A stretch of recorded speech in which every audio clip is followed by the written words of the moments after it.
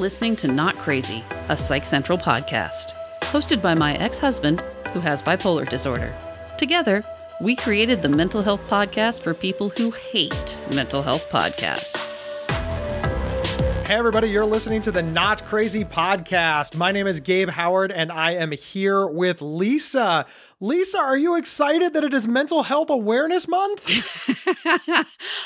How could I not be excited for Mental Health Awareness Month, but probably not as excited as you are. I mean, I am uber excited that for an entire month, 1/12 of the year, I matter.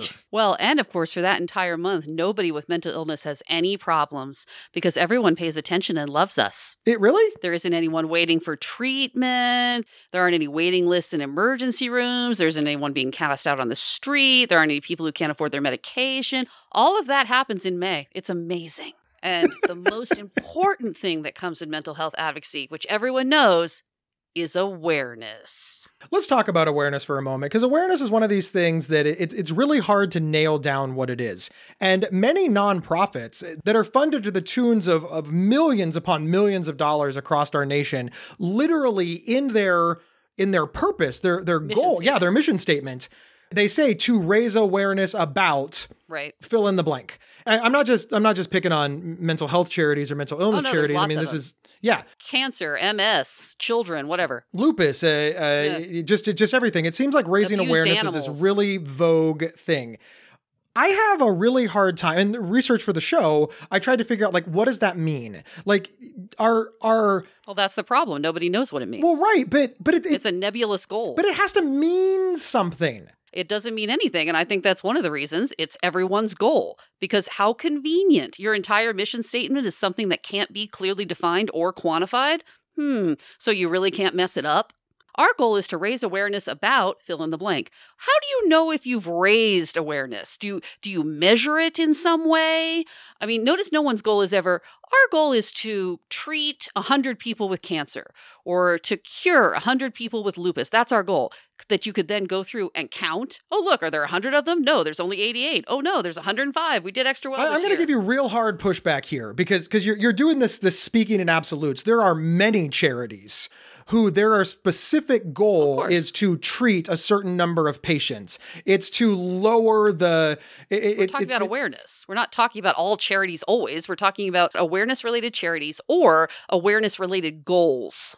There are, in fact, many charities that actually do something that can be quantified and are doing great work and saving the people and blah, blah, blah. Here's the thing. Here's the problem that I have with awareness. It's not measurable. No, that's not the problem that I have with awareness. That should be the problem you have with awareness. It's not the problem that I have with awareness. The problem that I have with awareness is that it essentially accomplishes nothing as far as I can tell. There never seems to be a step two. For example, if I can't pay my mortgage, I feel that my goal should be to pay my mortgage.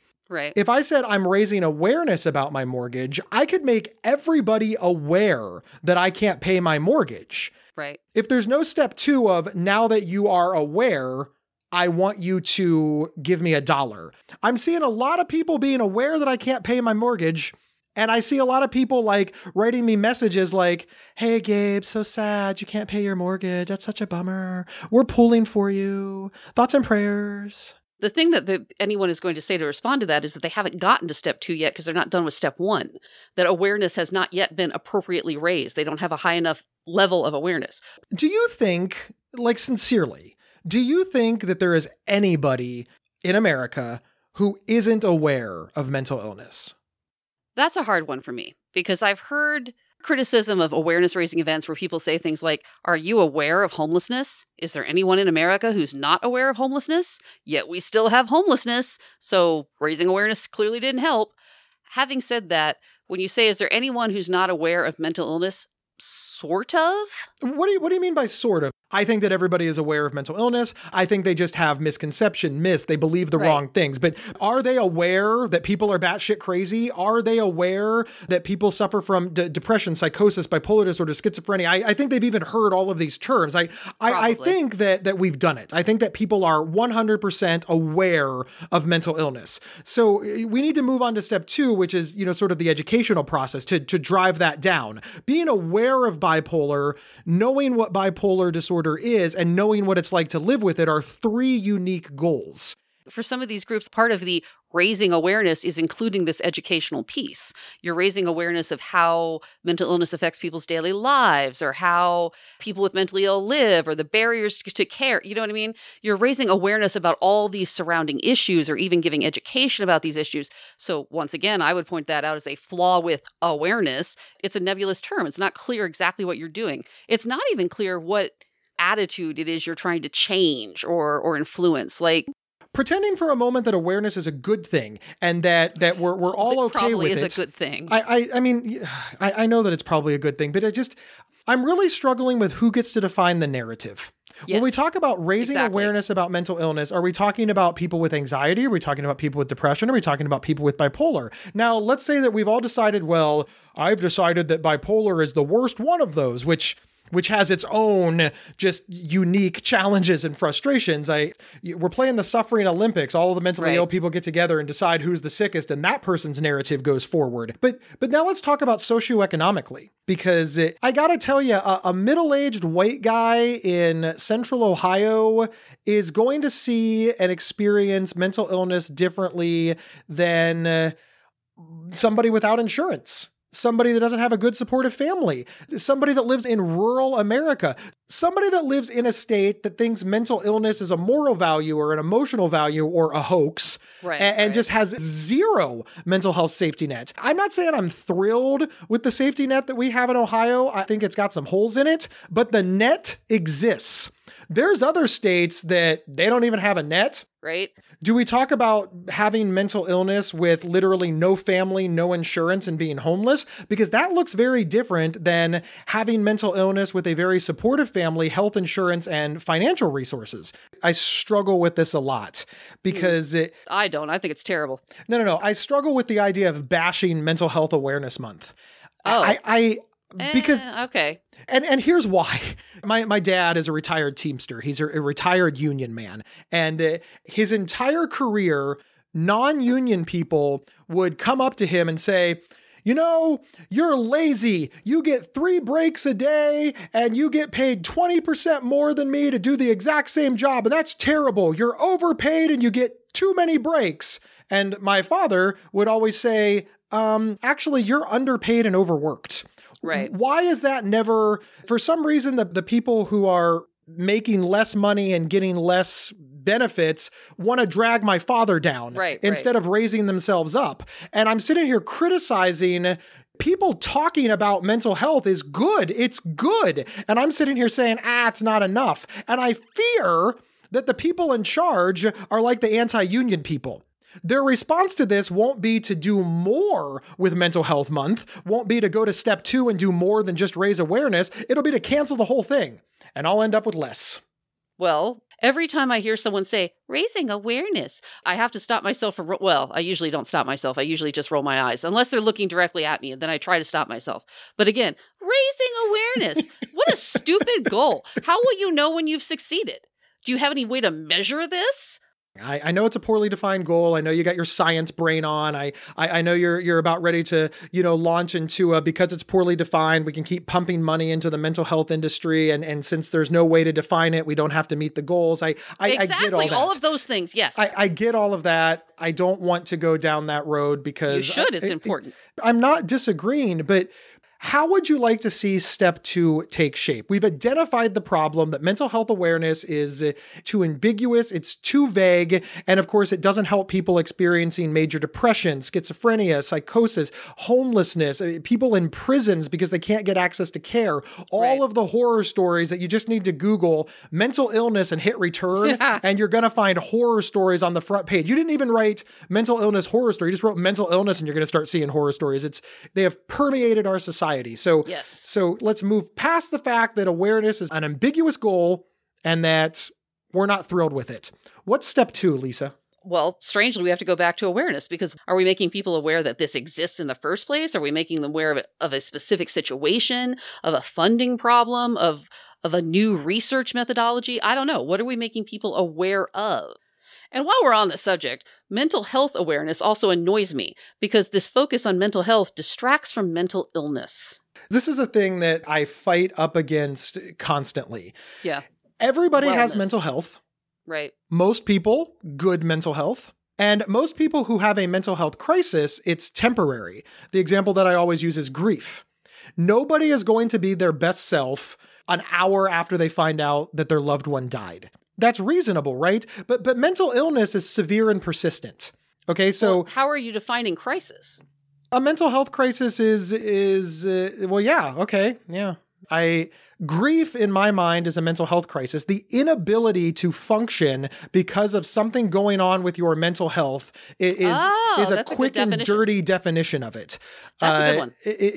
That's not perfect, and that's certainly not how it's going to be defined medically, but I get that. I just get it. I think that when significant relationships end, people struggle mentally for a while. And we've heard about people having a hard time at work, people missing responsibilities, people pulling away from friends.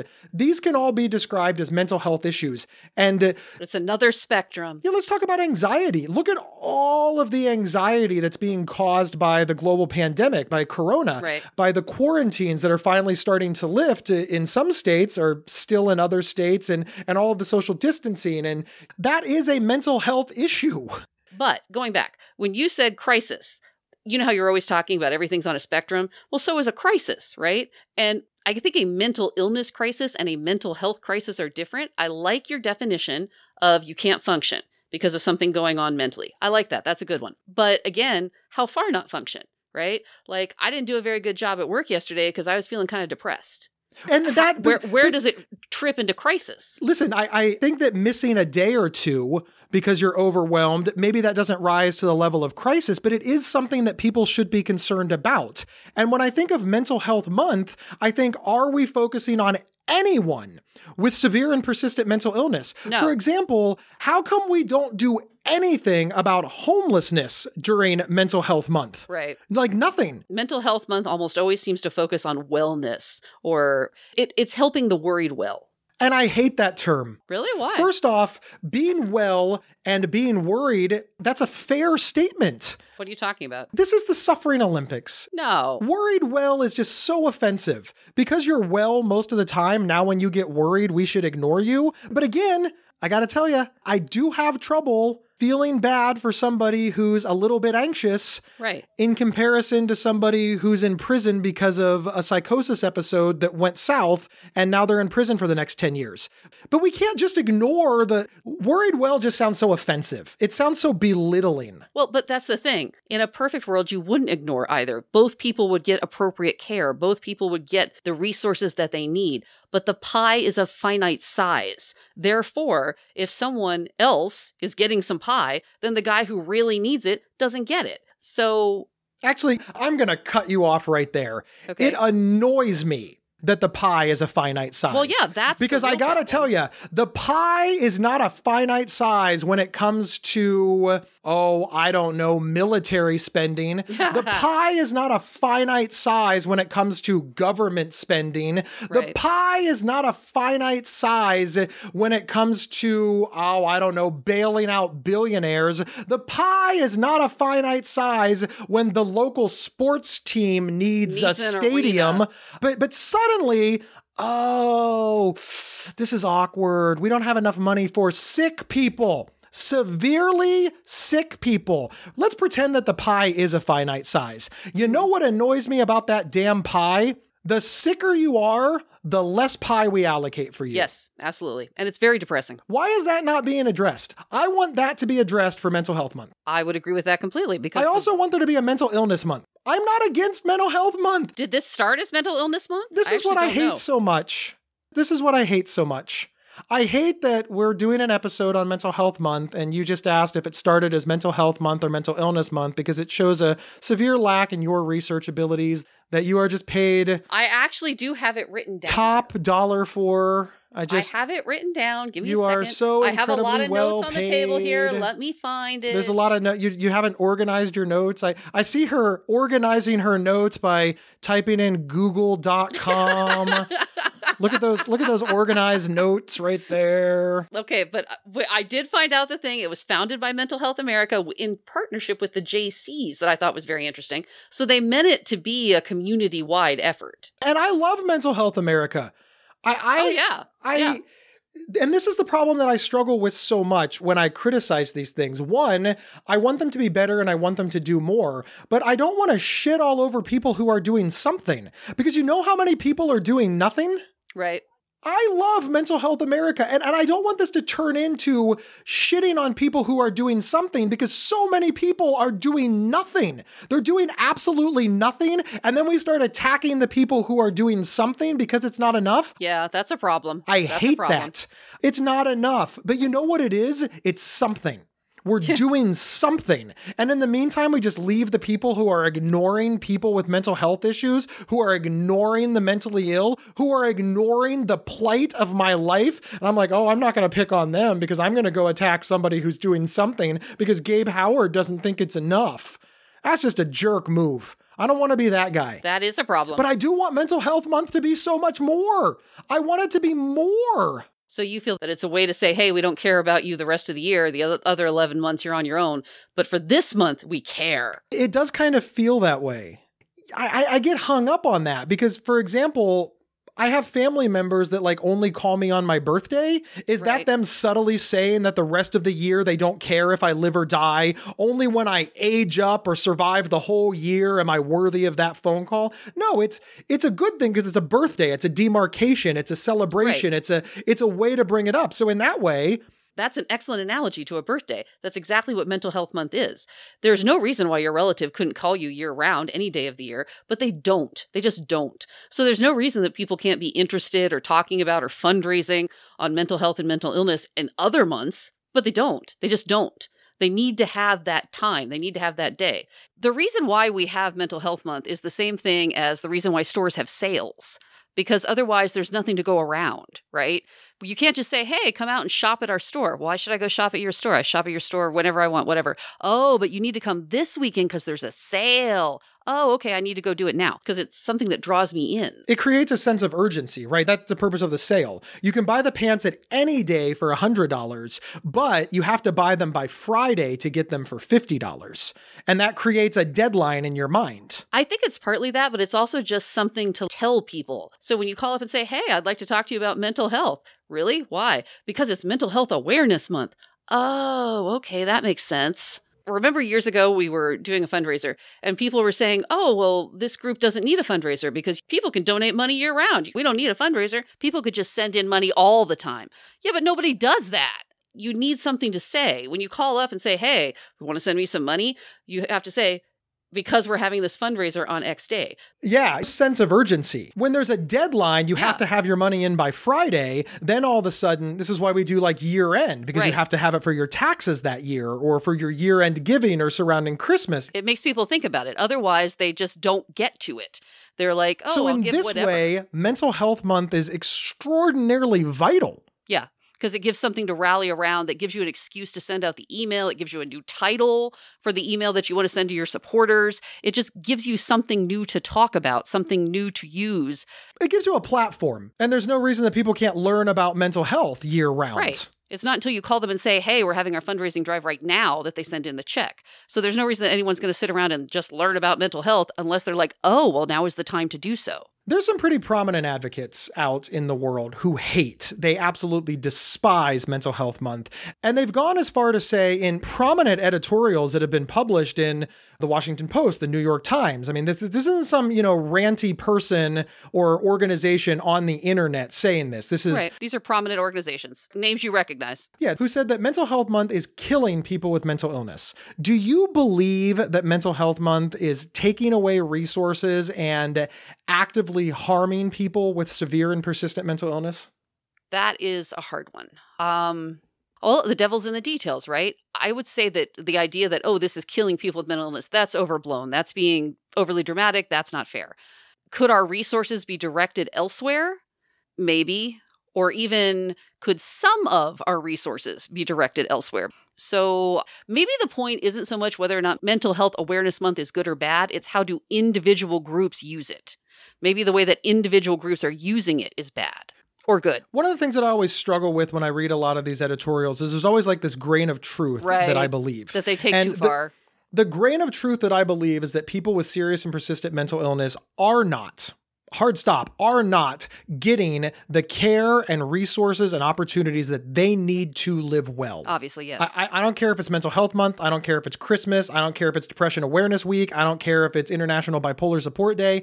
Is that a thing? The sicker you are, yeah, of course. International Bipolar Support... It's what? It's Van Gogh's birthday. Van Gogh's birthday is International Bipolar Support Day? Yeah, you didn't know that? No, I did not know that. This is why our marriage failed. Just unequivocally, like there's a whole holiday dedicated to Gabe, and I never got a card. You're right. Never once did I give you a present for Bipolar Support Awareness Day. You know what's sad about you being unaware of this? You know the picture of me and my wife holding the signs that say, is that what that was for? I live with bipolar disorder, and I'm his wife, or I'm a husband with bipolar disorder, and I'm the wife who loves him. That you took the picture. You helped make the signs. I did, actually. You made sure our hair and makeup was good. Remember that? I do remember that, and what was that You're for? Wearing the matching t-shirts. I picked the t-shirt, Right, right. And what was the event that we did that for? You know, I actually have International... Was it really? Bipolar... I probably knew that at the time. You were very behind the scenes, as it turns out. So far behind the scenes that you were just like, here's some random signs, do your makeup. I don't know. Gabe does something online. This is so sad that was years ago, and you still use that picture all the time. Yeah, it's a great picture. I look fabulous. It is. You both look great. Huh. You're right. Okay. My bad on that. So all of those things unequivocally, yes, all of those things exist. They make us feel certain ways. They have pluses, they have minuses, but none of those things that we just mentioned, frankly, when I say none of those things, I mean, including my wife and I holding that sign and that picture that we just talked about where I looked great in. You did. You look fantastic. That did nothing to help people with serious and persistent mental illness. Well, but is that true?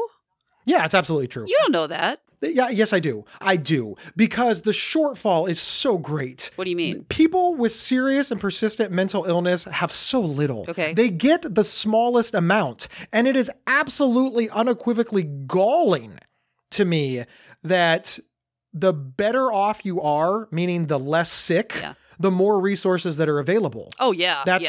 That's disturbing. It's disturbing, and it's bad for everyone, really. But I want to go back to that for a second, though. When you said this didn't do anything, you don't know that. The idea is that it did this incremental bit of good, that there's someone out there who was like, oh, bipolars, meh, right? And now they think, it's just up them by this little tiny bit. And the point being that if you do that enough, or you do that to enough people, eventually you're gaining traction. So you don't know that it didn't help. But how much did it help compared to how much time, effort, and money it took? There's lots and lots of unknowns, but I still have a hard time not celebrating recovery. I agree that celebrating recovery doesn't help the people for purposes of this discussion, we're going to say the people on the bottom, the sickest of the sickest of the sick. Okay. But I don't know, if people didn't celebrate my recovery, what's the point? I'm being very genuine here. I was on the bottom. I was taken to the emergency room. I was committed against my will. I didn't work for 4 years. You worked. Don't say it like that. You worked. I was very underemployed. You were underemployed. You weren't unemployed. Okay, take that back. Look, I didn't work for 4 years. That's not fair. You worked. You just didn't work a lot. Okay, fine. I went to college. I tried to work a lot, but I did not make the kind of money that would qualify me as above the poverty level. Okay, you were definitely... Thank you, by the way, for working then, because, hey.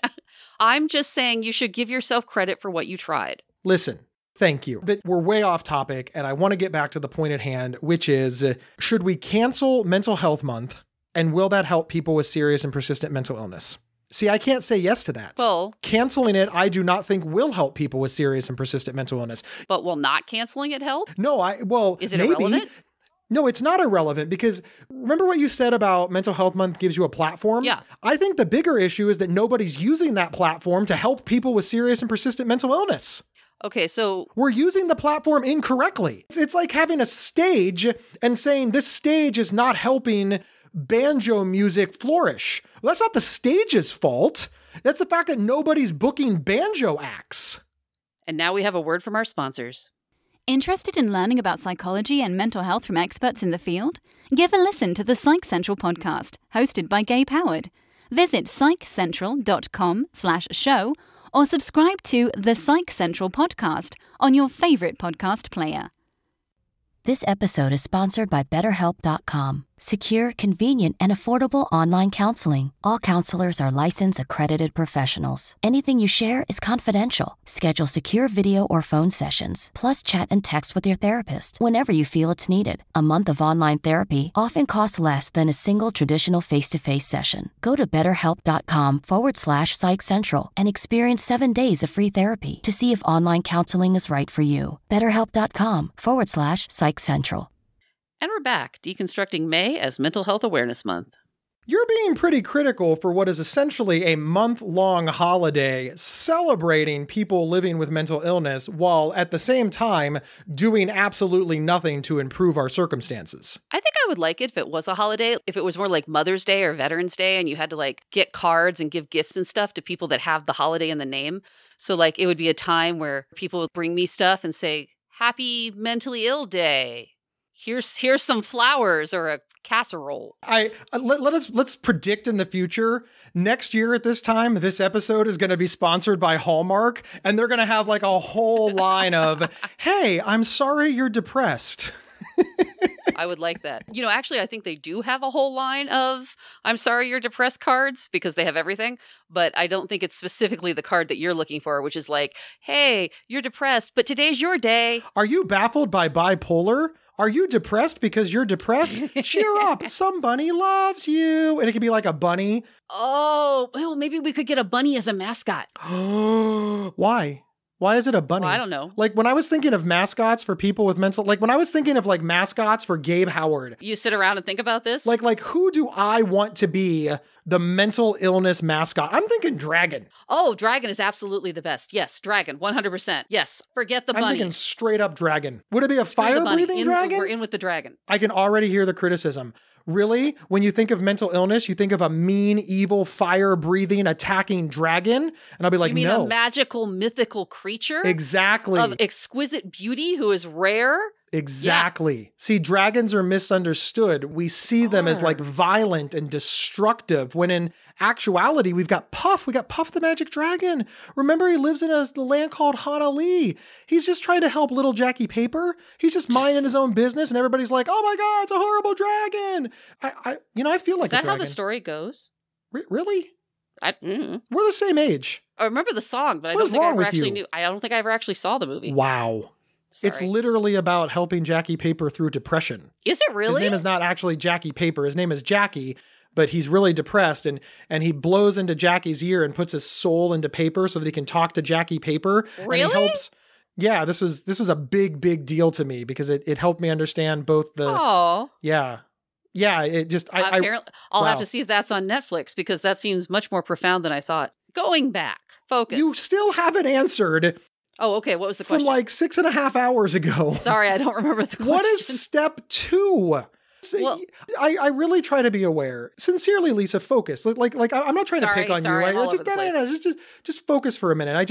I want to talk about what I want to happen and not what is not happening. I want to focus on what I love instead of dwelling on the things that I hate. What is step 2? What do we want people to do? Well, the very fact that you can't define it, or that we don't know, or that I didn't immediately have an answer for that, goes to show you that this is a real problem. That, as I said before, raising awareness is a nebulous and dumb goal. You know the part where I said, stop hating on the things that you hate and focus on the things that you love? You didn't do it. You might have depression or some sort of pessimism, or maybe you're a negative person. I almost can't stand to watch anything anymore. It's ridiculous. Like, all pop culture is terrible. Anyway. Focusing on what we want to happen. Here are some things that I would like to see happen. Okay, one, I would like people to understand. And I know that's dangerously close to raising awareness. I was going to say, understanding is awareness. I want people to understand the warning signs for suicide. I want people to understand the warning signs for major depression, bipolar disorder, schizophrenia, psychosis. I want people to know. I want to see the equivalent of first aid for mental health issues. I want more people to understand what these things are from an educational standpoint, like actual value. Like, for example, you can argue first aid is just raising awareness about injuries, but then they also teach you how to treat the injuries. Well, yeah, I was going to say. Right. That's what I want to see. I want people to know what bipolar disorder is. I want people to know the warning signs. I want people to know then what to do. Well, the what to do is the most key If part. they suspect that somebody has bipolar disorder, I want them to know what to do. So I guess that's awareness, but I think it's education with action items. I also want a fully funded safety net. I want less people with mental illness to be homeless. I want less people with mental illness to be in prisons. And people are like, well, Gabe, how do you do that? And I hate that question. You know why I hate that question? Because when I say, I don't know, they're always like, aha, you don't know, but you expect us to know. Yes. Yeah, I that's your expect you job. to know because that's your job. Yes. I don't have access to doctors. I don't have access to research. I'm not the government. I don't run a government agency. We know all of this data on everything else. Yes, it is very annoying. But if I don't know the answer to that, they think it's some sort of proof. No, Yeah. I don't keep track of this. It's not my job. Well, and also when anyone proposes any other goal, no one says, how are we going to do that? When someone says, oh, hey, let's invade Iraq, how are we going to do that? No, we just do these Then things. everybody sits down and figures it out because we have a Right. well-funded defense department and military. We make a plan. It costs millions of dollars to come up with these plans. Billions. In the meantime, somebody gave Gabe, a guy living with bipolar disorder, no money, no resources, no doctors, no research, no nothing. And they want me to come up with a plan. It's a difficult thing because everyone says the problem is too big to do anything about. What does that even mean? You know So what why are I we supposed know to the do? problem is not too big to do anything about? Other countries have successfully done something about it? Well, I mean, there's that, but I'm going to keep it in America because Okay. I believe in America. I want my analogies to come from America. Let me tell you about Sacramento. You know what I Sacramento, love about okay. Sacramento? They have that fast food place you like? You know what else I love about Sacramento? Okay.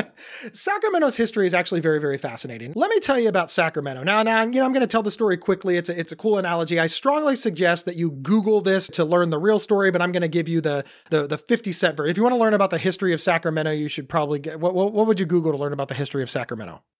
History of Sacramento. Probably Smart. History of Sacramento would do it. Yeah. Always a smart Google ass. is magic. Yeah. A long, long time ago, Sacramento was founded. It was a gold rush town.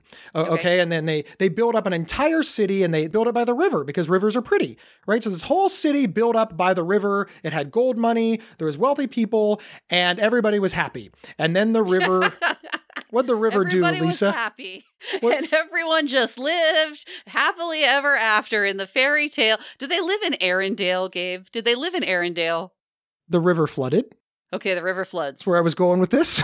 And of I course, don't know a movie that does that. it but okay. flooded through Main Street. Okay. And the solution to this, in any reasonable person's mind, would be to move the city back, Okay. right? That's not what almost any city does, but okay. You built too close to the river, so you move the city back, and then the town sits there now, Okay. and you're fine. Well, but what's the problem with that?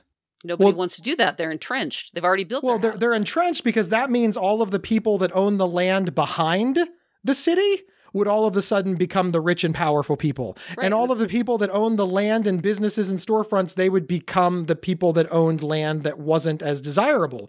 So they didn't want to move the city back. That is why we have so much flooding in America. Yes, we have this exact problem all over the country. And those people, the people that own the land in the front, are the ones that have all the power and all the money. So when people say, oh my God, this is a huge problem, the river has flooded, and it happens to affect me, and I have all this power and money. Yeah, that is a big problem. Suddenly, all of society is reacting to help you with that problem, rather than just saying, hey, somebody else can come up into power now. I feel like you're stealing most of my punchline. But Oh, what really? I'm I'm sorry. I saying didn't know is that's where you were going. this was a problem. And the people that owned these buildings, the people who stood to profit the most or to lose the most, didn't know what to do.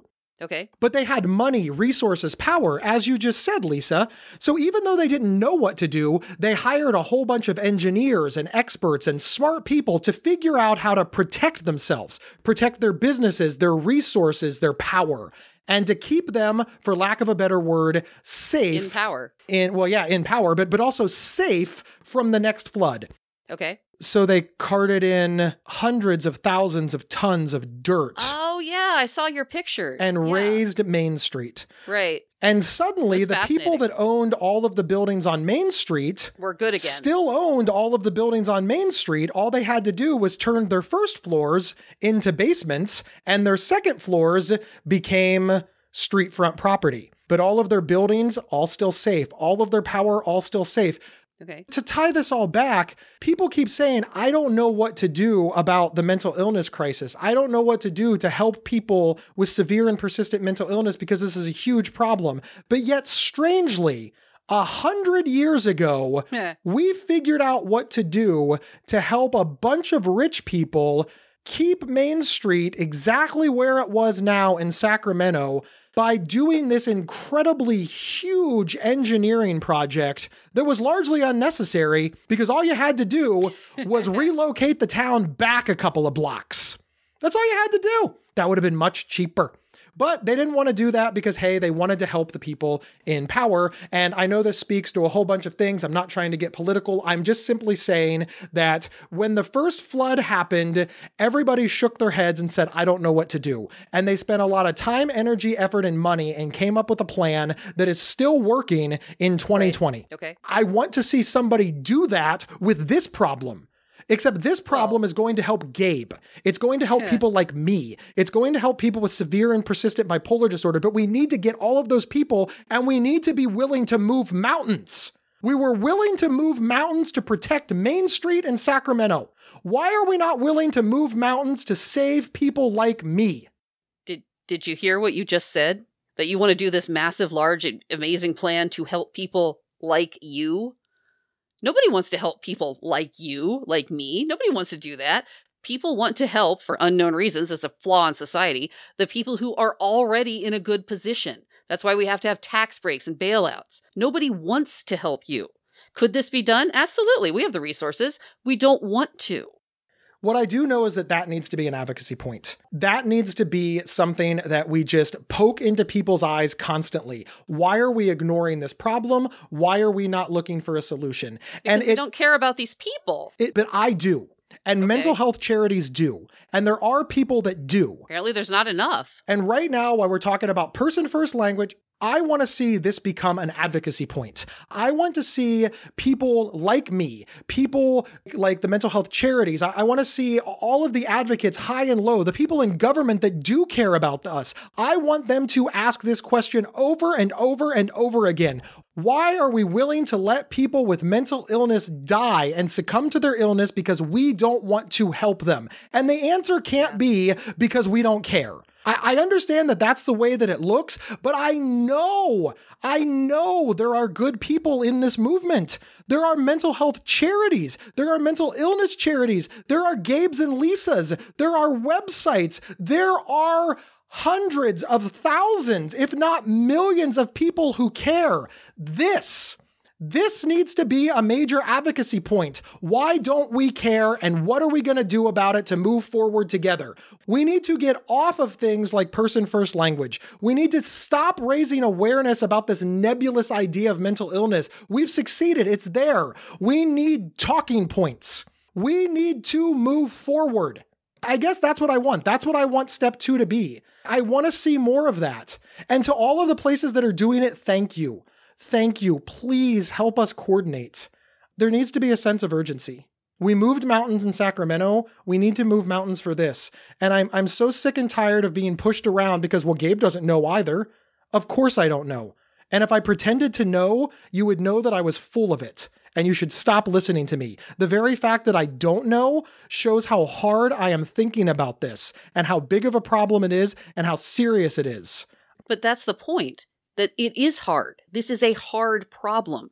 There are plenty of people who acknowledge that this is a problem, this is terrible, it's awful. Well, what can they do as individuals, right? But they want to do something. What can they do? Well, they can raise awareness.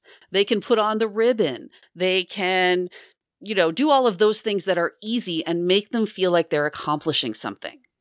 I want to be very careful to say that all of the people that care about me and are doing everything that they can, that you're valuable and that you're needed. I want to say to the higher ups, the bigger people, the people with bigger platforms, Right. You know, my mom wears the ribbon, and frankly, Right. that's all my mom can do. She is absolutely unequivocally doing everything that she can. She is wearing the ribbon. She is honest about her son. She allows me to drag my family through the mud on my podcast damn near every week. She is supportive of Gabe. I don't want to throw all of the Gabe's mothers under the bus, but the charity that gave her the ribbon, I want you to do more. I want you to raise the bar. I don't want you just to hand Gabe's mom a ribbon and decide that you've done enough. It's time to do more. And I want to see more of that in Mental Health Month. And to all of the charities who are raising the bar, I want you to get, I want you to get more exposure. I want to help raise awareness about your efforts so that we can all follow and we can all get more out of Mental Health Month. Well, I do believe, because I know your mother, I do believe that she's doing all that she can do. And wearing the ribbon does have a non-zero benefit. Don't stop wearing your ribbons. But for someone who's just wandering around wearing the ribbon and you said she's doing everything she can, that's all she can do. That's not all she can do. She can support these causes politically and monetarily. What she can really do is vote for policies that will help the mentally ill. Vote for politicians who are voting for policies who will help the mentally ill. Well, that's what's uber awesome about my mom. She does do all of those things along with wearing the ribbon. My mom is uber cool. She's definitely much better than everybody else's mom. She's the second best mom of all the moms. Anyway, that's all irrelevant. The point is, there are other things that an individual can do, but to be fair, you do kind of have to do it in mass. I would like to see a lot of these charities move more into political activism. The personal is political. That's the only place to go. This gets tough too. What if the political activism is against our best interest? Like there's a huge political action movement for assisted outpatient treatment or forced treatment to essentially lock people up for being sick without due process. There are charities that are moving in that direction. Some national, some local. A lot of mental health charities, that is by far their greatest policy success. Awesome. Just awesome. So, actually, if you think about it, there is a silver lining. That goes to show it can be done. These people can marshal political power and get change and make stuff happen. We just need them to do the right stuff. You know, AOT is tough for me. In many ways, I'm against most of it. I can't break it down into percentages, but the overwhelming majority of it is extremely problematic. But like anything, it doesn't always do bad. That is a completely separate podcast. We will add it to the list of topics that we're going to get to, which is why you should share and subscribe so that you can make sure you get all the topics. But anyway, separate topic. The topic at its hand is Mental Health Awareness Month. Bringing that back around. Mental Health Awareness Month, Gabe. Go. I think that's the longest way ever to say, shut up, Gabe, and get back on track I have ever heard in my life. And I hope that we've given the listeners something to think about. You know, like anything, nothing is all good or all bad.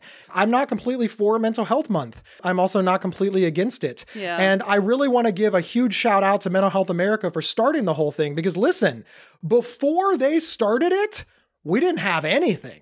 There would be nothing for Gabe to criticize. There would be nothing for Lisa to mock. There would just be nothing. There would be nothing. We would all be sitting around probably saying, hey, why isn't there a mental health month?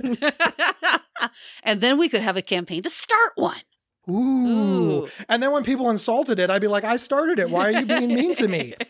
And so the world goes. Thank you, everybody, for listening to this episode of Not Crazy. Lisa, as always, thank you for being here. I appreciate all of your insults, both implied and said. It wasn't all insulting. I said some nice stuff. You've done good work. This is awesome. I don't know where to go with this. I just say stuff. I don't know. I just do things. And to all of our listeners, we really appreciate you being here. Listen, as a new podcast, we really, really need your help. Please rank, review, and subscribe. And when I say review, please use your words when you share us on social media.